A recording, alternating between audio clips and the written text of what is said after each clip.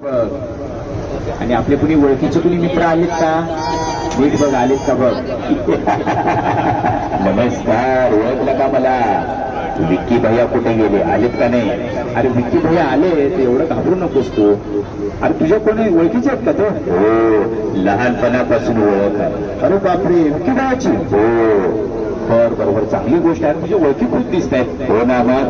बरं तात्या, आपण इथं कशासाठी आलोत माहित आहे ना? हो, मार्गदर्शन करण्यासाठी आलो. मार्गदर्शन म्हणजे काय बोलायचंय तुला?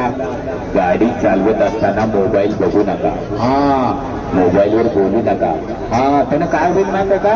तुमचा आत्मा बाहेर आणि तुमचा ओठ फट स्वाहा होईल. आलं का लक्षात? गाडी चालवताना मोबाईलवर बोलू नका. हा, आणि हे लहान लहान जी मुलं आहेत का नाही, हे बघ, लहान लहान मुलं नीट बघ. काय टाकल्या? मोबाईल बघतोस का नाही? हा, सगळे मोबाईल बघतात. हो, इकडे बघ, नीट बघ. अहो, हे मोठू पट्टू हे सगळे मोबाईल बघतात. मग तू काय करणार? काळजी करू नकोस, त्यांच्या कानाखाली मारून मी मोबाईल काढून घेतो.